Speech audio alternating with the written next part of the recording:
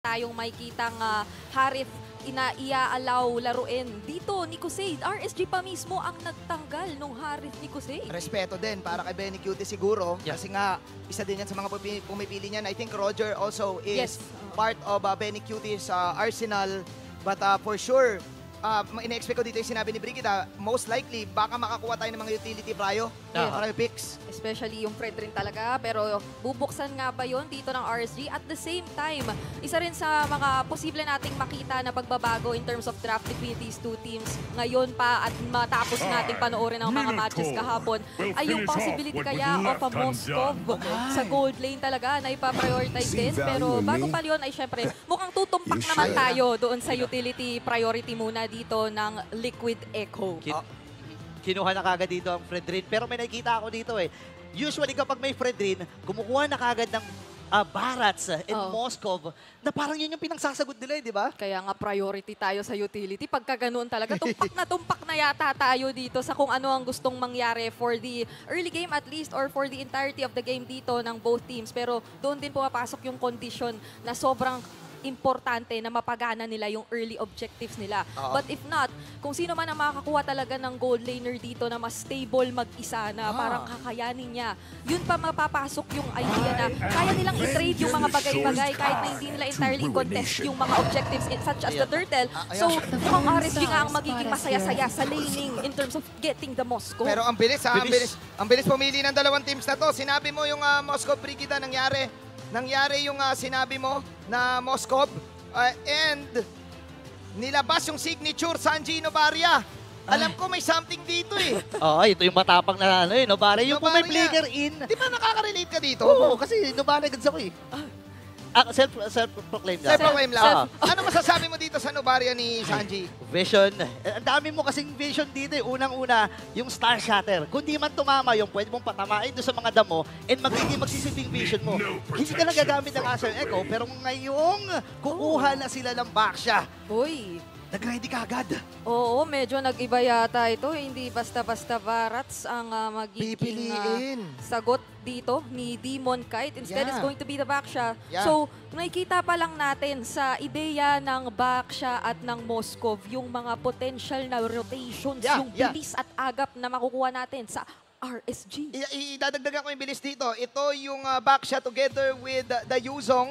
Na nakita natin yung stats din ni Nats and yung stats ni Sanford. Inagaw tong Yuzong na to. Ito yung madalas na pinipili ng Liquid Echo. Gets na yan, ng Liquid Echo. Lalo-lalo na kapag kukuha sila ng Turtle. So, this is a steal para sa itong RSG. At ang bilis nila kasi nga, Baksha nagro-roll out. Yung Yuzong din, nagiging Dragon. Plus, meron ka pang Global Spear. So, ang daming pwedeng instant sagot ng RSG. Tsaka gusto ko yung ginawa ng RSG dito na maalala natin nung MPLI. Nagharap tong dalawa na to. Yung tinarget talaga nila doon ay si Sanji. Kaya nga ginawa dito ng Liquid Echo, kumuha kagad sila ng hero ni Sanji kasi alam nila na baka ito na yung next target. Baka targetin din. Baka targetin din. So, Novaria lock-in para kay Sanji. Last 2 picks tayo this time. Literal na ito ang magiging way nila para tulungan si Sanford na tulungan si Carl TZ. At dito naman tayo sa kabilang side na makikita mo rin kung papaanong alam na rin ng RSG mismo kung papaanong hindi mo matatanggalan o malilimitahan ang heroes dito ni Benny Cutie. Hindi na nga yata nila sobrang tinitignan yung mga options pa or gold laners na magiging available for Benny Cutie. So that being said, Nathan, available pa sa kanya, pero ang Moskov, napakaganda na rin panapat sa kanya. Claude, potentially, makikita natin din kung sakali man. And as of now, yung lahat ng positioning reliant na marksman ay maiilang looking at the Yuzong na hawak-hawak na agad netong si Nats. Kasi madali kang mahabol from the backline. Diba? Alam ko yan, marksman ako eh. So, yun. Sa mga naka-marksman, alam din nila yan. Anyways, ang gusto ko lang sabihin dito ay, tama si Brigida, wala nang pakialam yung RSG. Sige, bigay mo kay Benny Cutie yung mga gusto niya. Tingnan mo yung tinarget ng RSG dito. Si JP ang tinarget ng RSG. Kasalanan na naman ni JP. 4 na hero ni JP ang in-out ng RSG. Nakikita mo kung gaano kalaki yung impact na ibinigay ng Red Razor ni JP dahil dyan sa mga heroes. Pero mabilis na pick na naman ang ginawa dito ng Liquid Echo. Caramels! Okay. Caramels combo with the Terizla. Grabe naman dito yung Carmilla. Medyo umaangat siya ngayong playoffs natin. 2 days straight lumilitaw yung Carmilla. Lumilitaw ang Carmilla. Pero may pagkakaiba to kasi kahapon nakita natin to as jungle. Jungle yan, jungle. Ngayon, may tendency na mag-roam to kasi wala naman na ibang pwede mag-roam dyan kundi yung... Oo naman, alam nga na pag-tiris na ni Rome dyan, talagang si JP na talaga may kasalanan. Imposible eh. Imposible. Oo, pero ang taas din nung potential na aggression na playmaking prowess na pwede nating i-expect dito. Lalo pat kapag alam pa ng RSG na available ang Curse of Blood. So mukhang kinakailangan nilang kumuha ng kahit paanong magiging sagot. At mabilis ang huli lang o pick-off yata muna ang gugustuhin gawin ngayon ng RSG with their last pick. Nandiyan ang Rome Guinevere na ise-secure ni Light. Napakadaming catch ng RSG dito. Mayroon silang EG Boy, mayroon silang Dragon Tail. May mini-stun yung backshot, di ba? Tama? Yeah. Yung pag sinagasa ka, di ba? Tapos, meron ka pang knock-up sa Moskov. Considered knock-up yun eh, yung tulak. Yung knock-up yung ano niya, yung status. Tapos meron ka pang Jennifer. So, ang daming catch dito ng side ng RSG. Yun ba yung way para pigilin itong Liquid Express? Ayos yun, bago yun. Liquid Express. Feeling ko, oo kailangan kasi may displacement Kailangan hindi magsama-sama. Kasi nga nabanggit niya na magaling si Sanford sa mga team fights. So yun yung inalis nila ngayon. Aalisin nila, pupuruan nila si Sanford. This time, ang may hawak ng dragon ay si Nats. Usually, makikita mo ang Liquid Echo na binibigayan kay 4D. Pero sobrang kilala na ng bawat player na to ang isa't isa. Pang-ilang beses na yan. Pang-ilang beses na yan. Kaya Champions Arena mag-ingay. Dahil sa ating unang laban, traffic na naman sa sabote nito. Dahil nanonood ang mga tao. Ngayon pa lang na nasa Series 1 Game 1 tayo ay kung makikita nyo lang ang itsura ng Champions Arena. Limitado na lang ang natitirang mga upuan. Pero speaking of, grabe na rin naman ang paglilimita rito ng RSG sa gustong mga silipin ni JP. Gusto ko yung ginagawa nila dito. Pino-force nila si JP na mabawasan kaagad yung buhay para hindi na nga makasama doon sa mga pwede nilang invasion na gagawin, di ba? Oo, gusto nila yan eh. Sabi nila, wag niyong papagalawin si Daddy JP. Alam niyo ba na ang tawag ng Echo kay JP ay Dad? Kumbaga ang nila, go mo Dad. Ganun ang tawag nila. So ngayon, sabi ng RSG, kalma ha. Papatunayan namin na magiging makasalanan si Kuya Jeps. Meanwhile, Carl, Makakatalon kagad dito itong si Light. Gusto ko yung aggression pinapamalas kagad ng Liquid Echo. galit na. Yung Express Liquid Express. Kumbaga nag-animorphs talaga yung orc. Yung orca mismo, naging kabayo. Mas nakakatakot yung kabayo pag galit eh. Tsaka hindi man lang napilitang mag-reset doon si JP. Parang ano lang siya no? Bumalik lang din agad-agad. Kinontrol nila yung river and eventually na-secure din yung Little Wanderer. So nakikita natin dito kung paano nagpapalitan lang dito sa pokes at sa pagsilip talaga sa isa't isa yung dalawang teams natin. Wala pang sobrang nakakakuha ng clear advantage. Even if nakuha ni Carl TZ dito yung Little Wanderer, lamang ng iilang gold ang RSG. Lamang pa din sila in terms of sa pagkuha ng mas nauuna kasi nga mas mabilis eh. Kung isipin mo mabuti, mas mabilis yung lineup nila kasi backshot to eh. Napakabilis yan. Ayun ewan ko ba dyan, ginawa ng Munton, gawa nga tayo ng mabilis lumakad. Yung talagang tumatakbo, rumoroll out. Tsaka yung isang buong duration kasi nun, isang kalahating mapa kaagad Yung di ba? makukuha mo. Isang kalahati, mahigit yun. Kalahating mapa pala, sorry. Kalahating mapa. Pero pwede na, nag-gets Pwede naman natin. na, Pero mag-gets ata dito ng RSG na kailangan na gumamit ng Dragon. Si Simon Clark, easy! With that corrective fusion person sa kanila, pero nito yung spear of destruction. Kasama nga ba si Jose? Hindi. Kasi natin makakasuhan ng isa. Oh my God. The team fight prowess ng RSG Philippines, even though nakuha ng Team Liquid yung turtle, may hihiulog pa rin talaga pumindot itong Raiders eh. Nagawa naman din dito kahit papaano ng Team Liquid Echo yung kanilang requirement nga sa ating Keys to Victory na literal na tulungan din naman pero mas nakalamang din talaga sa retreat yung jungler dito ng RSG at kinakaya lang din naman talaga dito ni Benny Cutie yung lane niya mag-isa. So kahit paano ito yung napapakita niyang mastery even up against a Moskov in terms of laning. Dalawa na yun. Dalawa yung katapat niya doon. Guinevere tsaka Moskov. Ang hirap nun ha. Isipin mo buong 3 minutes, di ba hinaharap niya yung dalawa na yun. Feeling ko ganun katiwala din ang Liquid Echo kay Benny Cutie. Hinahayaan nila kasi may pang-escape din naman, may BMI din naman, di ba? So, at saka naka-purify din naman siya if ever, di ba? Tsaka tatlong purify pala to para sa side ng Team Liquid Echo. Napakarami nga mong kailangang isipin dito. Oo. Even kahapon. And fortunately din for RSG, nakapag-flicker din naman dito si Kusei kasi nakita naman natin yung tendencies or yung difficulties ng mga Moskov na hindi pumipili or nagpipick up dito ng additional survivability na battle spell. Pero speaking of survivability, Ako tinamaan dito pero magandang cancel. Ang nangyari doon, Cartesi gamit yung Red 3. Habang layo muna si Oh Lailay, my God! napagdari yung Eternal Guard. At si Sanji sa may madalikod, si Cartesi yung napupuruhan. Kailan pag yung third days pushes mula kay Demon Kite. Maraming mga naganap pero walang mamamatay. Ang lala ng mga... Oh, pero hindi Wait pa pala up. tapos. Practice lang. Oh! Wait, my ganyan God! ha? Grabe. Ganyan! Anong sabi? Anong sabi? Anong sabi? pumindot-pindot. Pumindot nila pero ngayon, pabilisan nila pag-pindot. JP dito ay makakatakas. Normal hits lang wala kay Benny. Eh si Sanji ay nandun din. Ang ganda na ng ginagawa dito ng Liquid Echo. Sinasamahan nila kasi alam nila na may mga level source na yan, may mga Oo, unos na rin. no? nang bubrusko. iba- Nag-TTP. Ang term dito ng mga Pinoy, batahin mo.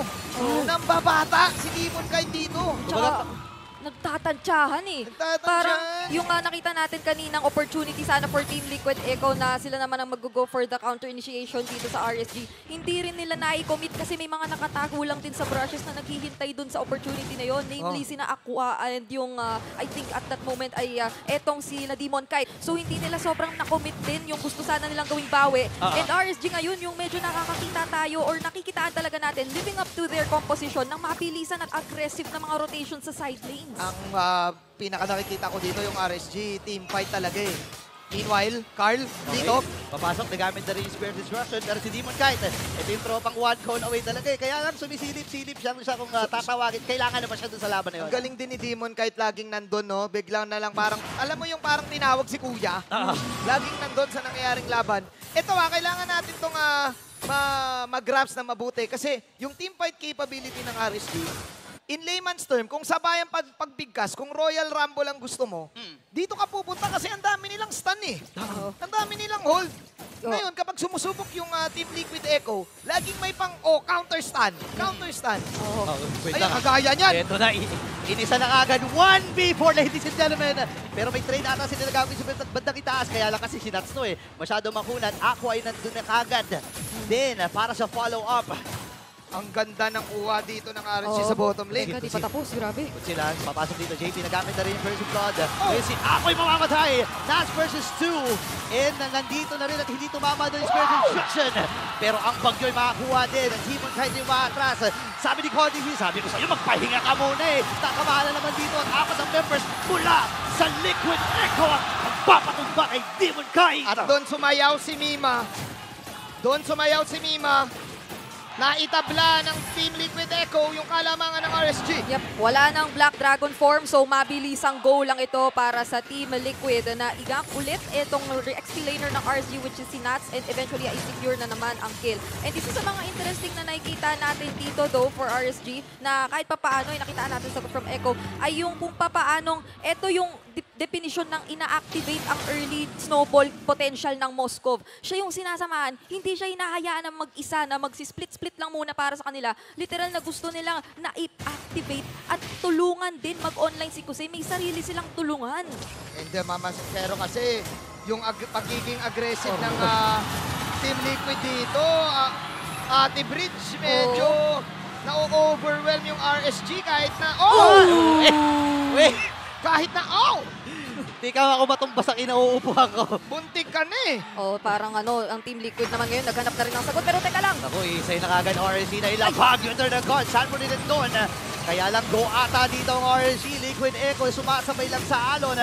Tumama din yung Spirit of Destruction. And this time, hindi nila pasasapakin si Sanford. May kasama pa ang turret dito sa may gitna. yung reflexes ngayon ni Kusei dito sa Moskov, yung Spear of Misery or yung second skill niya na mabilisang nare-reposition yung sarili niya para maiwasan yung mga attempts dito ng Team Liquid na hulihin siya. Tapos yun yung pinakamalapit yata na Spear of Destruction teleport na nakita natin. Parang nag-blink lang, nag-blink lang siya, tapos laban ulit. At ang makikita mo dito ay parehas team fight heavy ang dalawang kupunan na to. Pindot na pindot. Focus fire kung focus fire. Ito yung naging identity din ng RSG nung regular season na kaya nilang gawin yung mga aggressive plays with the right risk at kuha ng objective. Kaya naman, kahit na siguro nakaka-overwhelm yung mga biglaang pasok ng Team Liquid Echo, ready ang RSG bumanat pabalik. Ay, ako parang ready na talaga. Napapingan na at tinamaan ni Sanji. Grabe na to, ha? May something talaga. Okay, hindi pa tapos. Ay, hindi pa pala tapos to. Light, umaamba din lang. Nagamit. Nakaga dito yung Curse of Blood. Pasok yan si Carl TZ. Cartuso Demon Kite. Pinupumga po Pepper Cloud dito sa Liquid Echo. Paksak yung Torre. Demon Kite as well. At open na yung Lord.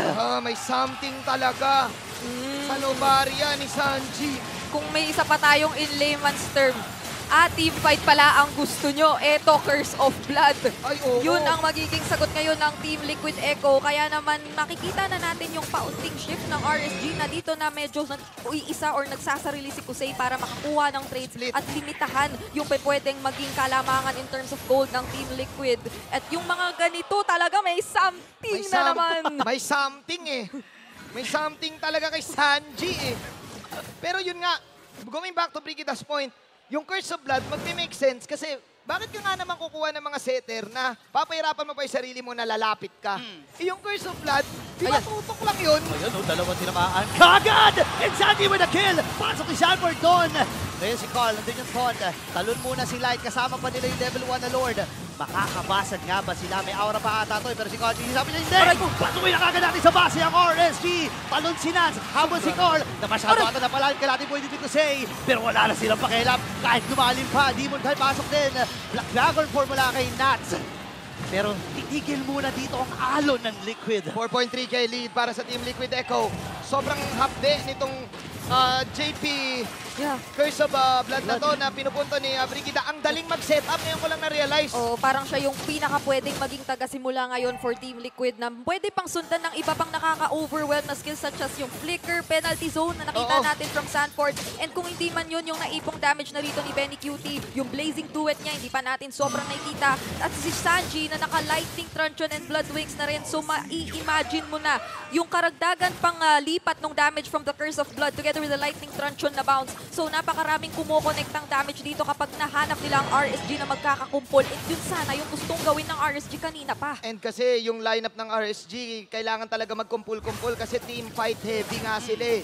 So ang pwedeng gawin nga lang ni JP, kasalanan ko na naman purify ako, tapos Curse of Blood, bahala na yung mga kampi ko kasi magkadikit na yung dalawa. Pag magkadikit na yung dalawa na yun, tinatali na yun, imposible pang hindi mastan ng Teris na yun.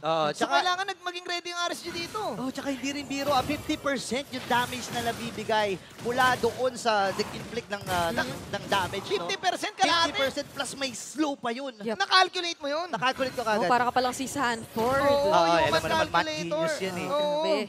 Ganun pala yun, kaya andali. So, yung sinasabi natin kanina ng daming counter go ng RSG, pagdating ng late game, parang sila pa yung naka-counter go kasi hindi sila makagalaw dun sa tali-tali ni JP eh. Hindi na magiging sobrang reliable at this point kapag may team fight na ang uunahin ay yung mahuhuli ni Light kasi pwede lang din agad i-punish ito ng Team Liquid at eventually ay maging way pa para lalo maabot yung mga nandoon din sa likod which is sina Aqua and Kusei. And ngayon pa na nasa point tayo na napakatapang na lalo ni JP, isang magandang timing lang nung kanyang second steal o stun kapag tumalon papasok etong si Light ay pwede na talagang ma-1 ang RSG.